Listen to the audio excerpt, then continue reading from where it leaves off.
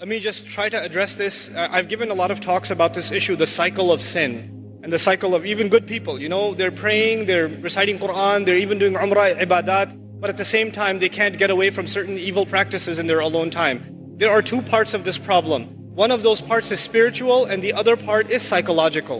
And we have to address both of those parts. Let me start with the psychological only because most of the time when we have these discussions, we don't address the psychological side. We only address the spiritual side. So I'll try to address the psychological side of this a little bit.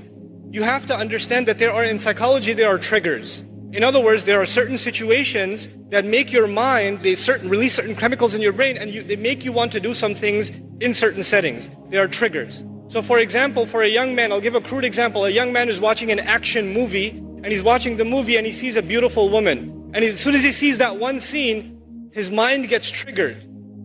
And he pauses the movie and watches something far worse. And he gets into the habit of doing that. It wasn't the movie itself, it was just that one thing that triggered it. Or for some people, when they go back into their apartment or in their room, when they're alone by themselves, bad things happen.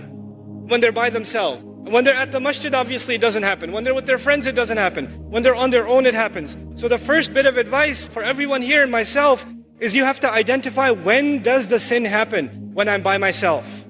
Where am I when it happens? What times does it happen? And if you can identify the problem times and the problem places and the problem situations, you have to try to change those situations.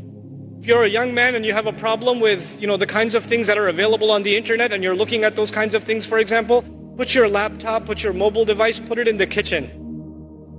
So that your mother's walking by, your dad's walking by, and the mobile device, don't put it in your room. And parents, put that stuff in a visible place in the house. These screens are destroying our kids.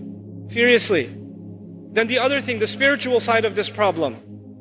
It is normal for a human being to make tawbah to Allah and then go back and do the sin again because we are khatta'un. The Rasul of Allah ﷺ described us not as khati'un, but khatta'un. Kullu bani Adam, khatta'un. And khatta' is a sighatul mubalagha. It's called the hyperbolized state. What that means in simple English is the one who repeats mistakes over and over and over again. Like a khabbaz makes bread over and over again. A khatta' makes mistakes over and over again. So that will happen. It's inevitable that some sin will occur over and over again. However, if in the back of your mind, the moment you made tawbah, you are already thinking about 3 weeks from now, I'm going to be doing this again anyway.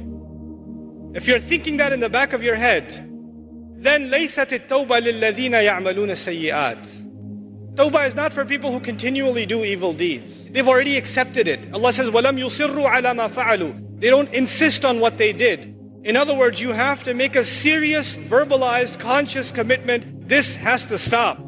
Not that one time you cry and you turn to Allah, I'm so sorry, I can't believe I did this, and you don't do it, you have to figure out a way to get away from this entirely, a serious commitment to yourself.